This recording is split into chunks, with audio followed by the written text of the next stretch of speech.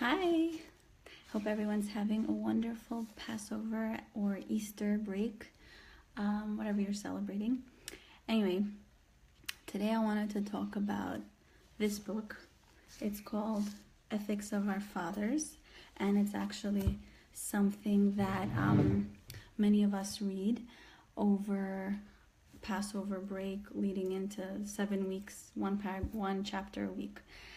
So today I read a few pages of the first chapter and I wanted to share with you. Thank you everyone who's joining.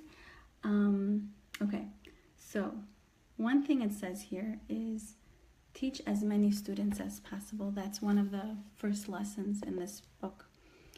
And I thought that really is great advice because one of the reasons I'm doing these lives is to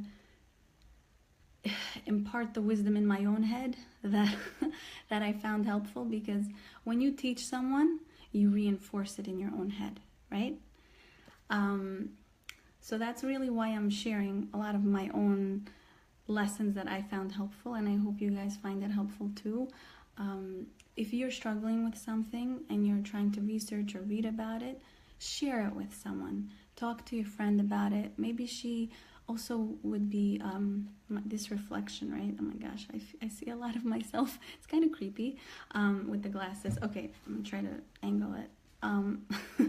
Anyway, so as I was saying, if you know somebody who's struggling with a topic that you're dealing with, help impart your wisdom that you have from whatever it is that you're reading or information that you found helpful from a friend, because what you do essentially, when you share, you gain. So now I want to share with you something that I think I need to gain more of. And I was looking at this book today.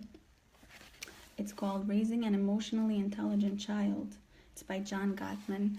And this guy is a child psychologist, and he's from like the 1980s, I think.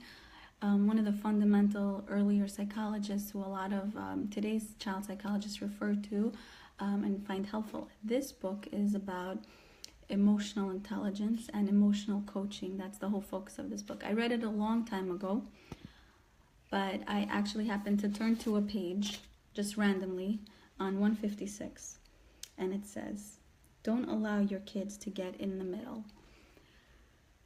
If you're struggling with arguing in front of your children, like I'm guilty of, you may notice if your child does this, tries to be an amateur marriage counselor, where he or she referees and tries to like make peace between the two of you, because children don't like to see their parents argue. And on top of that, it says here, it causes them anxiety and turmoil, and they're desperate to do something about the anxiety that they have about their parents arguing. So when I read this, right away, I said to myself, that's it. 180 flip. I'm never going to argue in front of my kids. I do not want them to be emotionally, deranged. But what's wrong with that thinking? Does that work? Give me a like if you think that doesn't work. To want to just stop 180. That's it. I'm not going to do this anymore. Does that work? No, that doesn't work. Why? Because when you're so used to a certain way of doing things, when you try to switch it up so dramatically after you've been used to doing it a certain way, what's going to happen is you just get so down about the failure that you're going to face, because it's very hard to change a habit after so many years of doing it a certain way. It's very hard to change. So you're just going to feel really down about yourself doing that. The failure that you're still arguing in front of your children, let's say, that's not a fair attempt for you to say to yourself, I'm never going to do this anymore, after you read something very intense and scary. So now I'm going to refer to my third and final book, and I mentioned this book a while ago, The Compound Effect, and we're going to apply a lesson from here to help us, me included, focus on how to fix the problem of arguing in front of the kids, right? Okay. Because big change does not lead to success. It's the small changes that lead to success. You want to make a 180 in the other direction? Make just 1 degree in the other direction today. because over the course of a long period of time, you're going to make a huge change. But if you try to push that all the way to 180, you're going to fail. Just accept that it's very hard to change. You can't build so much muscle in a day. You have to build every day a little bit of muscle, every day a little bit of muscle, and then over time, you're going to get really defined muscles, right? It doesn't happen over 1 or 2 days just by saying, I'm going to do this. So what is one practical application that I found helpful and then I'm going to get back on doing? So here it is. And I want everyone to, whoever's struggling with whatever I'm talking about, to try to apply this. It's not a complicated thing, and I have mentioned it in the past, but I haven't been actively doing it. So here it is.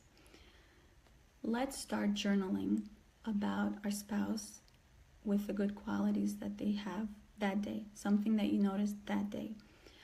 The reason why I say this is because just like a soldier prepares for war before the war, okay, so too we need to prepare for peace before the event that we want peace, okay, before the peaceful event that we want to happen. So if we're anticipating tomorrow we might have a fight, today is the day we need to prepare to work on that, to work on not fighting, by journaling.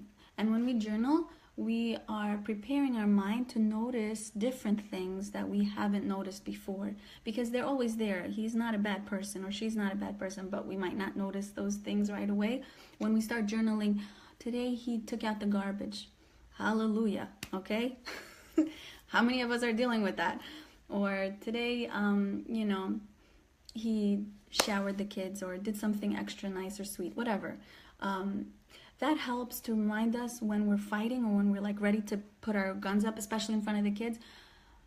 It helps to remember those good things about your partner because it brings out the happy thoughts. And that's something we all could use a little more of. So I think I mentioned everything. Don't make big changes, make small changes. And I want to ask everyone, if you have a way of dealing with a relationship, a struggle, especially with in front of the kids, and if you have like a practical tip or tool that you found helpful, please share it with me on this, what is it called, on this page or comments, on this comments.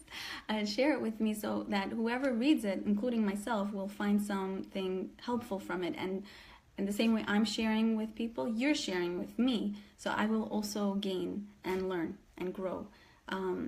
I hope everyone's having a wonderful day and wonderful week ahead. I love you all. You know that. I love saying it. And I hope you found this helpful. And again, small steps over time lead to massive change, but make them small and be consistent. Every night, let's journal together and make positive change. All right. Thank you for your likes, whoever's liking. Take care. Bye.